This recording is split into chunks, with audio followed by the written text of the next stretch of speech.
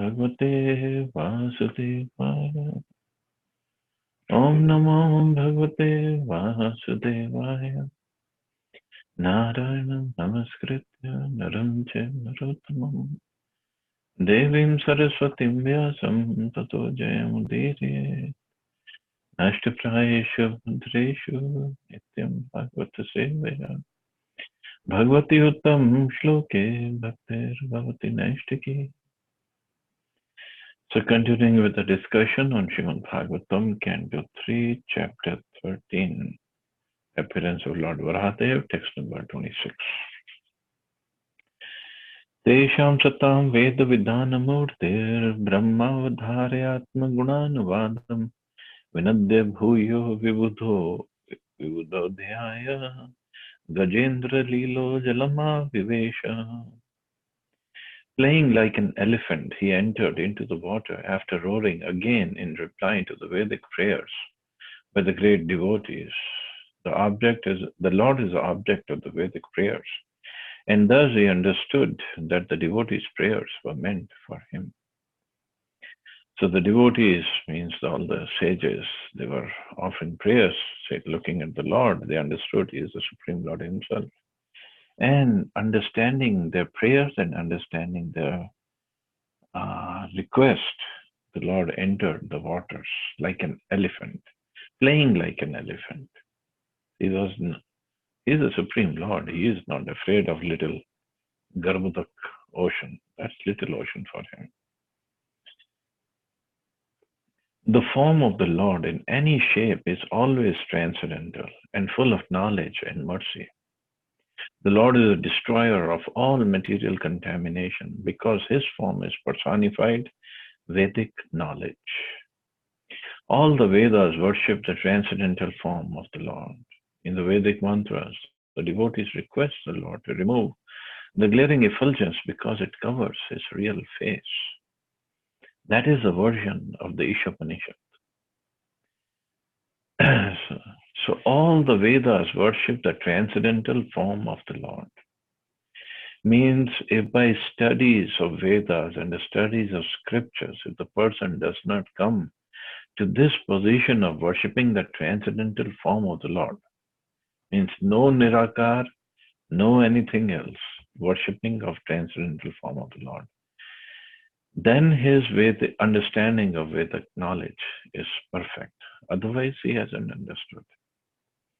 And just like Prabhupada said, in the Ishopanishad, it is mentioned, the prayers are there that you please remove this Hiranyakosha, means the glaring effulgence, the light that is covering your lotus face. You please remove that so I can take a darshan of your lotus face.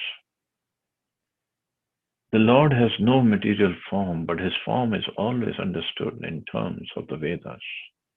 The Vedas are said to be the breath of the Lord, and that breath was inhaled by Brahma, the original student of the Vedas. The breathing from the nostril of Brahma caused the appearance of Lord Boar, and therefore the boar incarnation of the Lord is a personified Vedas. So the boar incarnation of the Lord is a personified Vedas, transcendental, completely transcendental. Although it took the form of a boar for specific reason that we'll see later. But any form is always full of knowledge, mercy, and any form is always transcendental. And it's always worshipable. In fact, these two forms of Lord as Lord Nrsimhadev and Varahadev. Varahadev killed Hiranyaksha, Nrsimhadev killed Hiranyakashipu. And these two forms are considered to be very protective of the devotees. So ever we are in trouble or any kind of fearful situation, because in ISKCON we pray to Lord Nrsimhadev all the time. We have the prayers, we know the mantras. So right away Lord Nrsimhadev comes to our mind. But even Lord Varahadev, if you can remember his prayers, especially the Gita Govinda, where the Dashavatara Stotram is given, if we can memorize that and pray to Lord Varahadev, he also protects his devotees all the time.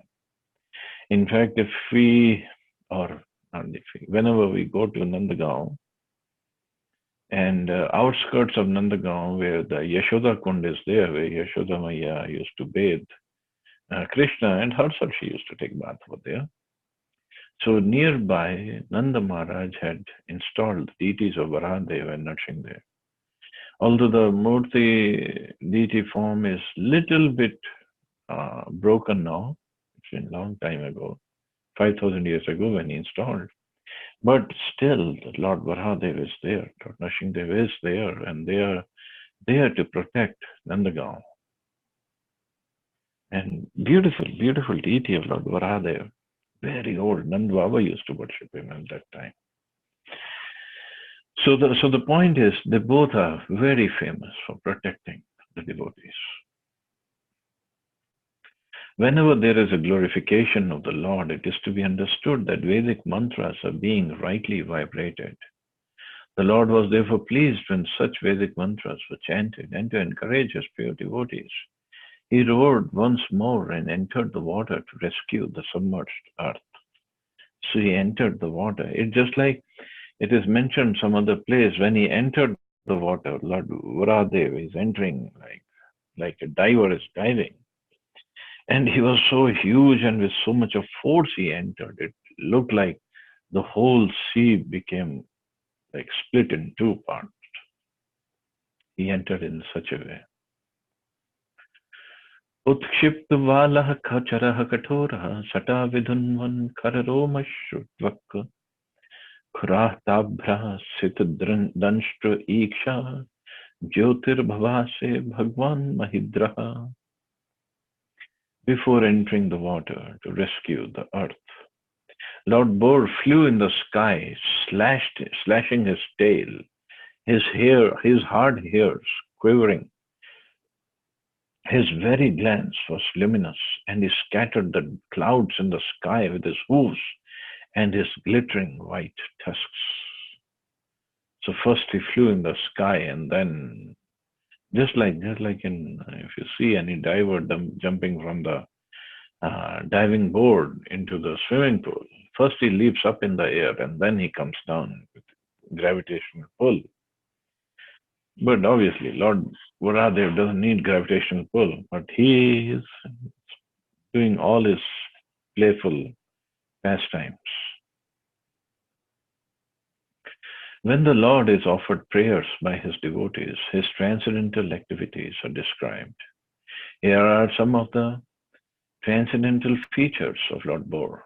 As the residents of the upper three planetary systems offered their prayers to the Lord, it is understood that his body expanded throughout the sky, beginning from the topmost planet, Brahmaloka or Satyaloka.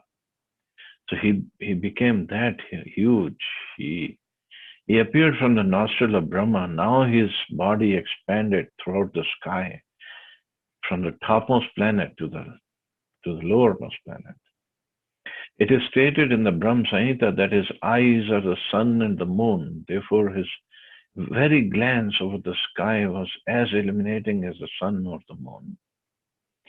The Lord is described herein as Mahidraha, which means either a big mountain or the sustainer of the earth. In other words, the Lord's body was as big and hard as the Himalayan mountains. Otherwise, how was it possible that he kept the entire earth on the support of his white tusks? The poet Jayadev, a great devotee of the Lord, has sung of the incident in his prayers for the incarnations. Vasati dashana shikhare dharani tav lagna, shashini kalank kaleva nimagna, keshavadrita shukara rupa, jaya jagdishare. All glories to Lord Keshav, Krishna, who appeared as the boar. The earth was held between his tusks, which appeared like the scars on the moon. So he had white tusks, and the earth was sitting on those tusks, and they appeared like scars on the moon. Earth was appeared like a scars on the moon, because his white tusks holding the earth when he was bringing the earth back. Text 28. Granin prithvyah padvim vijigran krodapadesha swayam dvanga dvanga karala danstro api karala drigbhyam udviksha vipran granto avishatkam. He was personally the Supreme Lord Vishnu and was therefore transcendental. Yet because he had the body of a hog, he searched after the earth by smell. His tusks were fearful, and he glanced over the devotee Brahmins engaged in offering prayers. Thus he entered the water. So he was behaving just like a boar. He was, he was searching after the earth by smell. We should always remember that although the body of a hog is material, the hog form of the Lord was not materially contaminated. It's not possible for an earthly hog to assume a gigantic form, spreading throughout the sky, beginning from the Satyaloka. His body is always transcendental in all circumstances. Therefore, the assumption of the form of a boar is only his pastime. His body is all Vedas or transcendental, but since he had assumed the form of a boar, he began to search out the earth by smelling, just like a hog. The Lord can perfectly play the part of any living entity. The gigantic feature of the boar was certainly very fearful for all non-devotees, but to the pure devotees of the Lord, he was not at all fearful. On the contrary, he was so pleasing, glancing upon his devotees, that all of them felt transcendental happiness. So he took the form of a boar and he was acting like a boar. He does not need to, just for his pastimes. He does that. What was difficult for him? He could have just, in the form of Vishnu only or Krishna, he could have just stand up there, up in the air, and he could have called the earth back. Okay, come on, earth, go back to your orbit. And the earth would have gladly responded. But he wanted to have some pastimes himself. So he took this form of boar and he's smelling, he's searching out earth. Where did the earth go? I mean, who can do these pastimes? Who can play like him?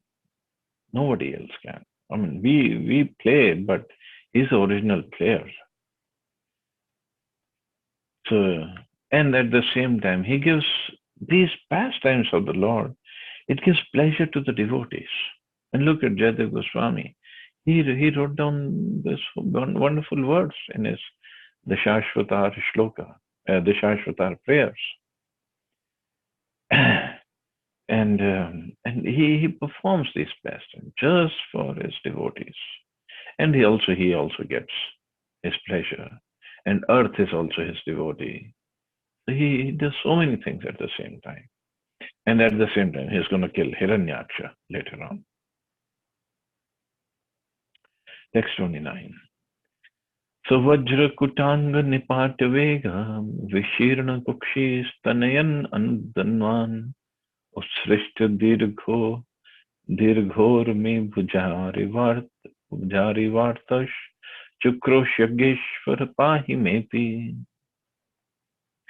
Diving into the water like a giant mountain, Lord Boar divided the middle of the ocean, and two high waves appeared as the arms of the ocean, which cried loudly as if praying to the Lord, O Lord of all sacrifices, please do not cut me in two. Kindly give me protection. So the two waves appeared just like two huge arms of the ocean praying to the Lord. Please, please, don't cut me in two parts. Even the great ocean was perturbed by the falling of the mountain-like body of the transcendental boar, and it appeared to be frightened, as if death were imminent. Even the ocean was scared. Text 30. Kurakshur prayer darayan stapa uttapara param triparura sayam dadarshagam katatra sushupta suragre Yam Jivadhanim Swayam Abhyadatta. Lord Bod penetrated the water with his hooves, which were like sharp arrows, and found the limits of the ocean, although it was unlimited. He saw the earth, the resting place for all living beings, lying as it was in the beginning of the creation, and he personally lifted it. The word Rasayam is sometimes interpreted to mean Rasatal, the lower planetary system, but that is not applicable in this connection, according to Vishwanath Chakravarti Thakur. The Earth is 7 times superior to other planetary systems named Tal, Atal, Talatal, Vital, Rasatal, Patal, etc. Therefore, the Earth cannot be situated in the Rasatal planetary system. So it's described in Vishnu Dharma. Therefore, the Lord found the earth on the bottom of the Garbhodak ocean, where the planets rest during the devastation at the end of Brahma's day. So the Lord found the earth at the bottom of the Garbhodak ocean. Hiranyaksha had taken the whole earth and he hid it at the bottom of the ocean. And just imagine how big the Hiranyaksha must be. And the bottom of the Garbhodak ocean is where all the planets up to Satyaloka, they rest during the devastation at the end of Brahma's day. And then, beginning of Brahma's day, he again puts all the planets back. Text 31. Swadashtriyodhritya mahim nimagna sauthita samruruche rasaya tatrapi datyam gadya patantam sunabha sandipit tivra manyaho. Lord Bor very easily took the earth on his tusks and got it out of the water. Thus he appeared very splendid. Then his anger glowing like the Sudarshan wheel, he immediately killed the demon Hiranyaksha, although he tried to fight with the Lord. According to Srila Jiva Goswami, the Vedic literatures describe the incarnation of Lord Varaha Bor in 2 different devastations, namely the Chakshusha devastation and the Swayambhuva devastation. This particular appearance of Bor incarnation actually took place in Swayambhuva devastation, when all planets other than the higher ones, Jana, Mahar and Satyaloka, merged in the water of devastation. This particular incarnation of the Bor was seen by the inhabitants of the planets mentioned above. Srila Vishwanath Chakravarti Thakur suggests that the sage Maitreya amalgamated both the Bor incarnations in different devastations and summarized them in his description to Vidura. So Lord Bor does not appear in every millennium. So in Chakshusha and Swayambhuva, he appeared. Right now we are in Vavasvat Manu's time period. And this Vavasvat is son of sun god Vivasvan. That's why his name is Vavasvat. So first Manu was Swayambhuva. I don't know which Manu was Chakshusha. So 2 different Bor incarnations happened, and Maitreya Muni just combined the 2 pastimes in one. So anyway, the Lord brought earth. He put the earth on his tusks and he brought her back, and and he established her in her orbit.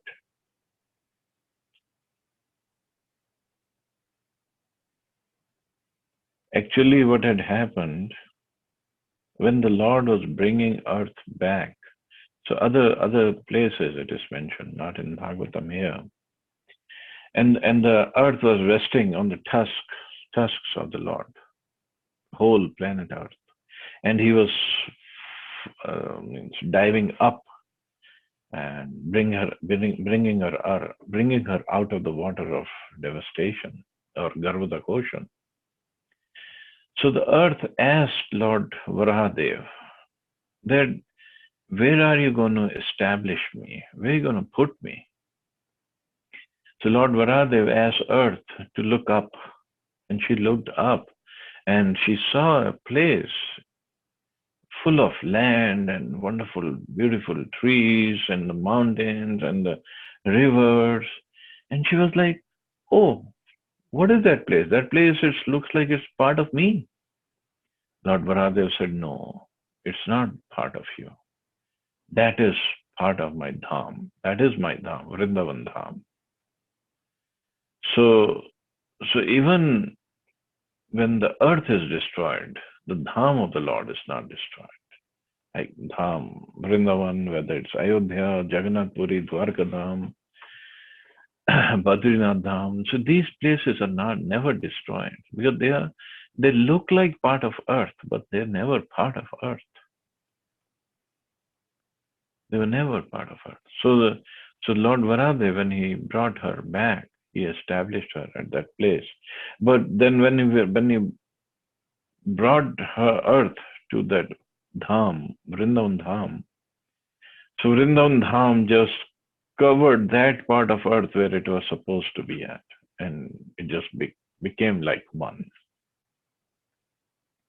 And if we have been to Mathura, or whenever we go to Mathura, there's a place at Yamna's bank. It's called Vishram Ghat. So Vishram Ghat is famous for many pastimes. So one pastime is Lord Varadev, when he established Earth back in her position, he took bath in Yamuna Ji at Vishram Ghat and took some rest there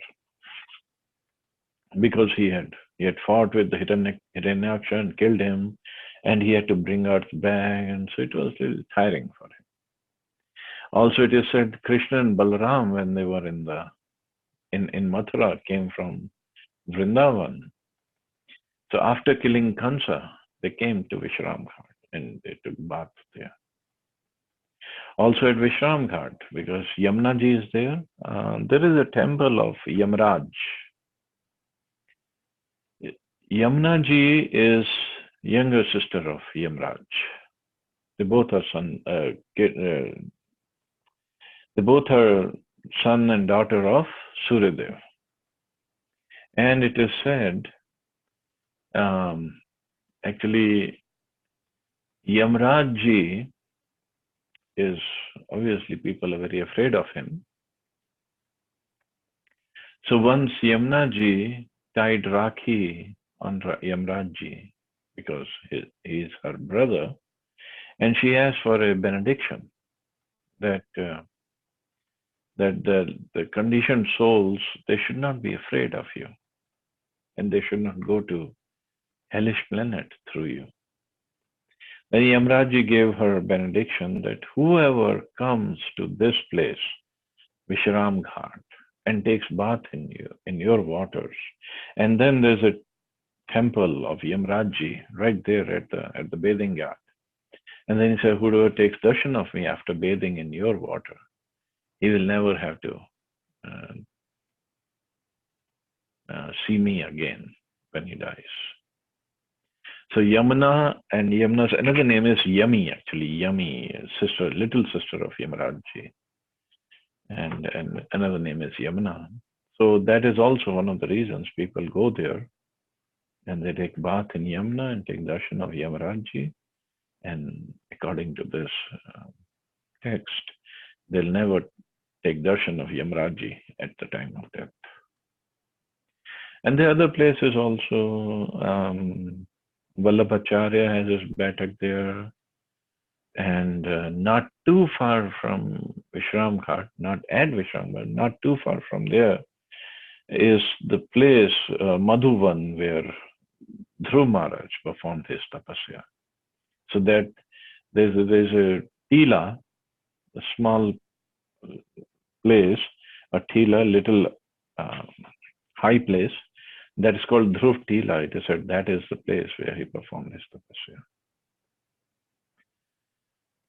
So if that hasn't induced you to go to take darshan at Mathura, I don't know what will. So next trip you can all go to Mathura, and then the Krishna Janma place is there, not too far from that place. Although this under heavy police protection, but still you can go and take darshan. That's not a problem.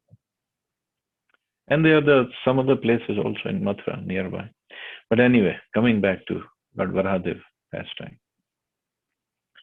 And Lord Varahadev, when he was bringing Yamuna or earth back from Garbhodak Ocean, so because earth was sitting on the tusks of Lord Varahadev, and somehow, because earth is Bhu and she is wife of the Lord, one of the wives of the Lord. So she had that desire. So just by her touching the tusk of the Lord, a son was born. And this son, because of his bad association afterwards, because Lord Varahadev, he performed his pastime of putting earth back and killing Hiranyaksha, and he went back. So this son of the Lord, because of bad association with Asuras, he became an Asura. And his name was, we have read his story, his name was Bhaumasura, whom Krishna killed during his Dwapar Yuga pastime.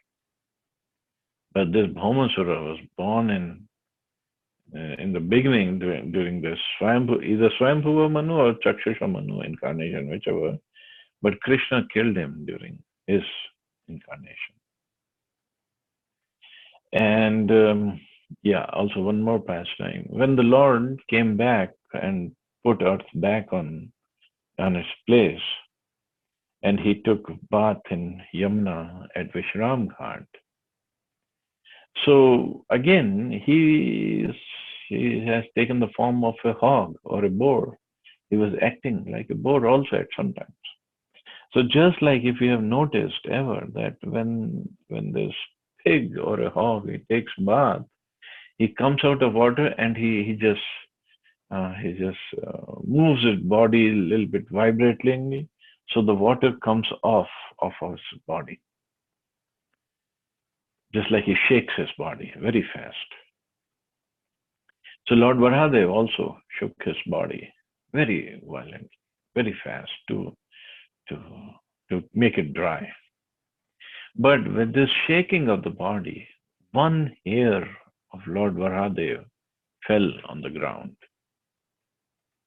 And that hair later on became Kusha grass. So this is how Kusha grass is originated. And that Kusha grass, we know how auspicious it is for any sacrifice and for the yogis to, it is said in Gita, they should make an asana of Kusha grass, which is not too high, not too low, not too hard, not too soft. So that's the significance of Kusha grass. And the origin is the hair of the body of Varahadev.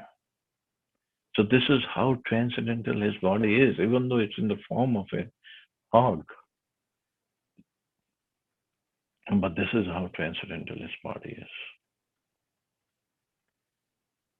is. So these are the few things related with Lord Varadev's pastime.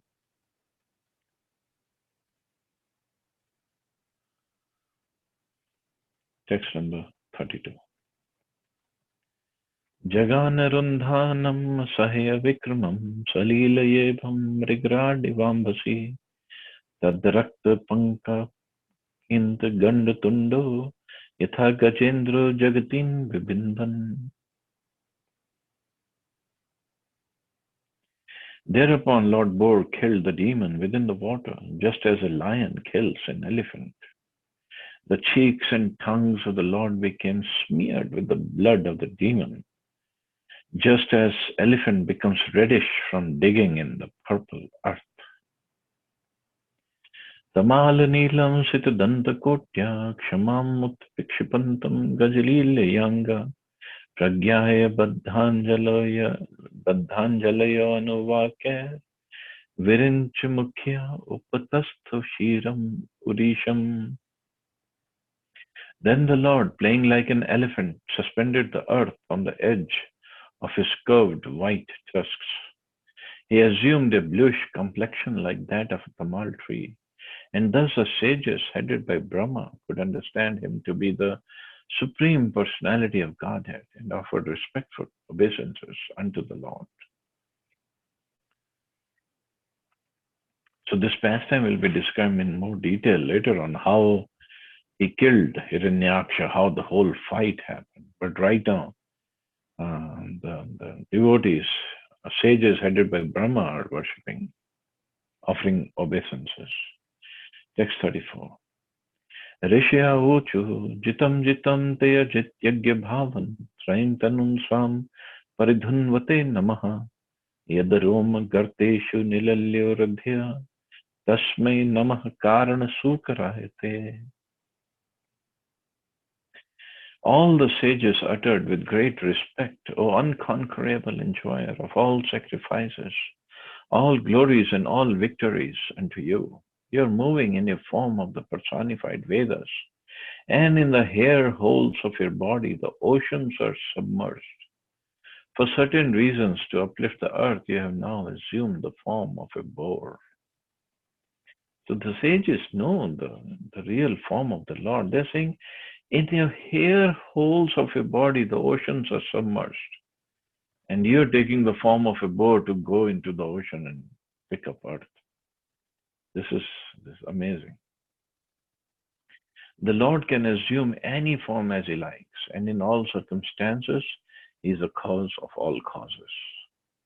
Since his form is transcendental, he is always the supreme personality of Godhead, as he is in the causal ocean in the form of Mahavishnu. Innumerable universes generate from the holes of his bodily hairs, and thus his transcendental body is the Vedas personified. He is the enjoyer of all sacrifices, and he is the unconquerable supreme personality of Godhead.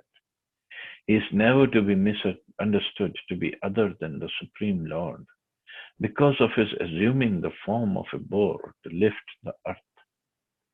That is a clear understanding of sages and great personalities like Brahma and other residents of the higher planetary systems. So the Lord in the form of a boar is not like, oh, we have nothing to do with this big form. No, he is supremely transcendental. Any form he likes, he takes, and he performs his pastimes. But every form is very dear to the devotees. And this is what is the prayers by the sages headed by Brahmaji. Rupam tavetanno dushkritatmanam dudarshanam dev yadvaratmakam chandansi yasitvachi barhiroma swajyam drishi tvangrishu chaturhotram. O Lord, your form is worshipable by performances of sacrifice, but souls who are simply miscreants are unable to see it. All the Vedic hymns, Gayatri and others, are in the touch of your skin. In your bodily hairs is a kusha grass. In your eyes is a clarified butter, and your 4 legs are the 4 kinds of fruitive activities: dharma, artha, kama, and moksha. There is a class of miscreants who are known in the words of Bhagavad Gita as Vedavadi. And that shloka comes in 2nd chapter, Vedavadarataha, or so-called strict followers of the Vedas. They do not believe in the incarnation of the Lord, but to speak of the Lord's incarnation as a worshipable hog. They describe worship of the different forms, incarnations of the Lord, as anthropomorphism. So anthropomorphism means if we have, or the followers, or the believers, or in other terms, bhaktas. These days, this word bhakta is going on very much in political and other circles. And they say, the Vedavadaratas, They say that bhaktas, out of the imagination, they make the form of the Lord. But it's not true. The form of the Lord is mentioned in the scriptures. Devotees just worship that form of the Lord, understanding in any form of the Lord, whether he appears as Sukarupa, hog incarnation, or half man, half lion, or Krishna himself, they all worship him. They're all transcendental. They're all wonderful. In the estimation of Srimad Bhagavatam, these men are miscreants, and in Bhagavad Gita, they are called not only miscreants, but also fools and the lowest of mankind. And it is said that their knowledge has been plundered by illusion due to their atheistic temperament. And this is when Krishna said, 4 kinds of people do not surrender unto me. And they're considered lowest of the mankind. Adam. For such condemned persons, the Lord's incarnation as a gigantic hog is invisible. These strict followers of the Vedas who despise the eternal forms of the Lord may know from Srimad Bhagavatam that such incarnations are personified forms of the Vedas. Lord Boar's skin, his eyes, and his barley hair holes are all described here as different parts of the Vedas. He is therefore the personified form of the Vedic hymns, and specifically the Gayatri mantra. That's Lord's Boar incarnation.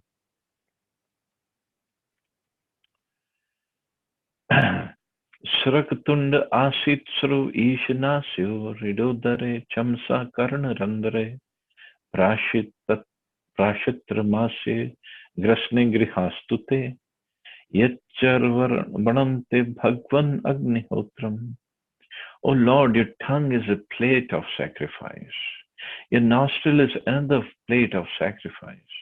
In your belly is the eating plate of sacrifice. And another plate of sacrifice is the holes of your ears.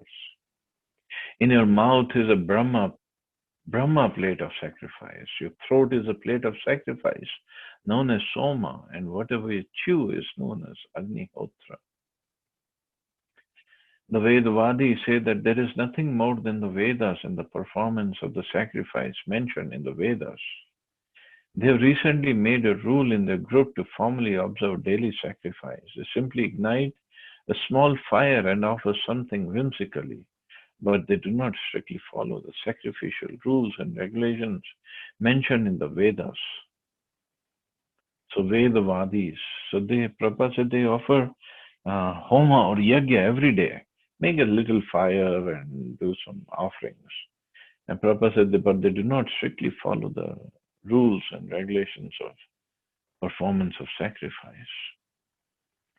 It is understood that by regulation there are different plates of sacrifice required, such as Shrak, Shruva, Barhesh, Chaturotra, Ida, Chamas, Prashitra, Graha, and Agnihotra. One cannot achieve the results of sacrifice unless one observes the strict regulations. So this sacrifice, this homa or yajna, that was good for Treta Yuga, where everything was supposed to be done in a perfect manner. Therefore, in this age of Kali, in this age, there is practically no facility for performing sacrifices in a strict discipline. So performance of this kind of yajna requires perfect Brahmins who can chant the mantras even to the closest meter, to the finest meter. And the ingredients have to be pure, the place has to be pure, the direction has to be proper, everything has to be completely in line with the scriptures for the sacrifice to be successful. But Prabhupada says, therefore in this age of Kali, there is stricture regarding such sacrifices. It is explicitly directed that one should perform Sankirtan Yajna and nothing more.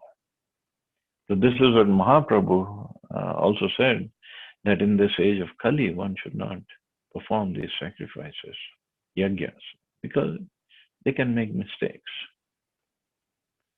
The incarnation of the Supreme Lord is Yageshwara, and unless one has respect for the incarnation of the Lord, he cannot perfectly perform sacrifices. In other words, taking shelter of the Lord and rendering service unto him is a factual performance of all sacrifices, as explained herein. Different plates of sacrifice correspond to the different parts of the body of the Lord's incarnation.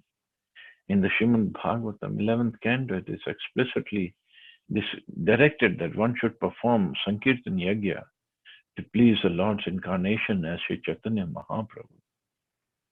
This should be rigidly followed in order to achieve the result of Yagya performance. So in the body of Chaitanya Mahaprabhu, because he's not an avatar, he's an avatari himself. He's the Lord himself, and when he appears, all the incarnations appear in his body. And when Chaitanya Mahaprabhu says, or the scriptures say, Mahaprabhu also said the same thing, that you can please me by chanting of this Hare Krishna Mahamantra, chanting of my holy names. And when Mahaprabhu is pleased, obviously all the incarnations will be pleased. Varadev, Narsingadev, Vamandev, everybody, they will be pleased. And if that is the right sacrifice for Kali Yuga. In fact, when Chaitanya Mahaprabhu appeared and he was performing his pastime as Nimai Pandit, and he had started the Sankirtan movement, and every night they would do Kirtan at the house of Srivas Thakur. So one day Mahaprabhu went to see Murari Gupta, or somehow he went to his house. And when Mahaprabhu went to Murari Gupta's house, somehow Mahaprabhu got into this mood of Varahadev. And Murari Gupta was surprised. Mahaprabhu got in this mood and he was running around in the courtyard in the form of Varahadev. And he picked up one lota of Murari Gupta and kept on his tusk as earth, just like Varahadev brought earth back. And he was running around in the courtyard and chanting and dancing. Because all the incarnations are there in the body of Mahaprabhu. So sometimes he would get in different moods. And those who were not devotees, they were not able to understand what is Chaitanya Mahaprabhu doing.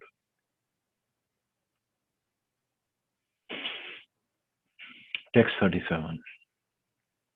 Dikshanu janmopasada shirodharam tvam prayani yodaya aniya danshraha jiva pravargyastava shirshakam krito satyavasatyam chityavasavohite. Moreover, O Lord, the repetition of your appearance is a desire for all kinds of initiation.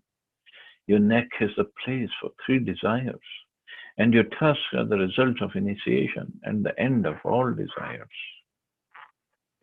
Your tongue is the prior activities of initiation. Your head is the fire without sacrifice, as well as the fire of worship, and your living forces. And your living forces are the aggregate of all desires. Text 38. Somastu retah savananyanavastiti sanstha vibhodhastav devadhatavaha satrani sarvani sharira sandhas tvam sarva yagya kriturishti bandhanaha. O Lord, your semen is a sacrifice called Soma Yagya. Your growth is a ritualistic performances of the morning. Your skin and touch sensations are the 7 elements of the Agnishtoma sacrifice. Your bodily joints are symbols of various other sacrifices performed in 12 days. Therefore, you are the object of all sacrifices called Soma and Asoma, and you are bound by Yagyas only. So every part of the Lord is is for the sacrifice or equivalent to sacrifice. There are 7 kinds of routine yagyas performed by all followers of the Vedic rituals, and they're called Agnishtoma, Atyangishtoma, Ukta, Shodashi, Vajpeya, Atiratra, and Aptoryama. Anyone performing such yagyas regularly is supposed to be situated with the Lord.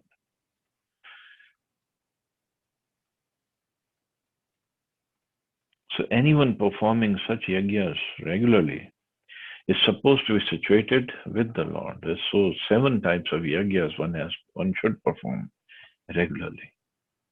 But in the last line, Prabhupada says, anyone who's in contact with the Supreme Lord by discharging devotional service is understood have performed all different varieties of yagyas. So that is the advantage of Kali Yuga. That's what in 11th canto Bhagavatam also says, that this Kali Yuga is a Kalir Dosh Nidhe Rajan. Kali Yuga is a place for dosh. I mean, it's only faulty place, and not just 1 or 2 faults. It's a mine of faults. But there's only one good quality. Kalir Dosh Nidhe Rajan Hasti Eko Mahan. Kirtana Dev Krishnasya Mukta Sangha Param Prachet. Kirtana Dev Krishnasya. By doing the Sankirtan of Krishna, chanting of the holy names, one can attain the Mukta Sangha Param Vrajet. He not just becomes liberated, he attains the highest perfection or highest planet, Param Vrajet, just by chanting. So this sacrifice of chanting, yagya, Sankirtan yagya, is the most powerful, most sublime, and most simple actually. So anyway, we'll stop here. See anybody has any questions or comments.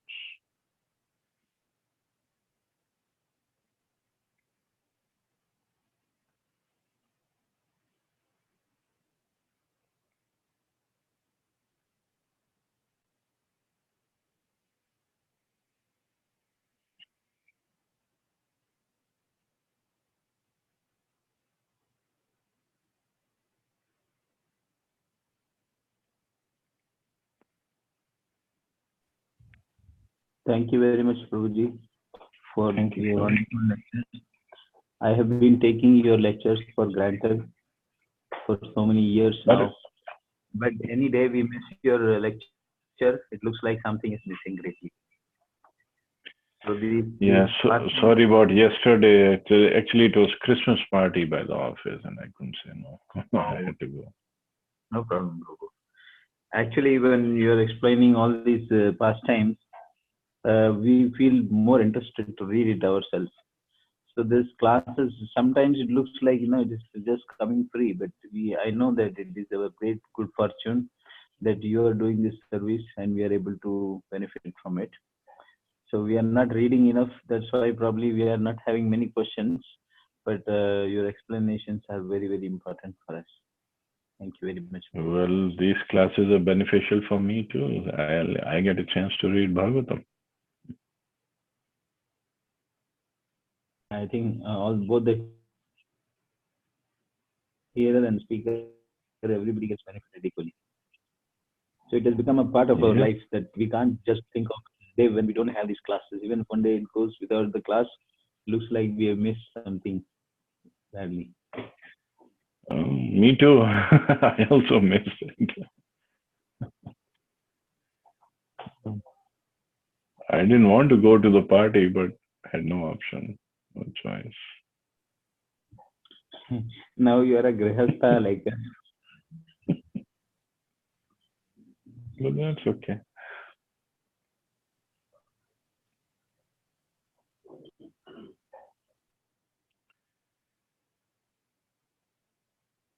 Any other question or comment?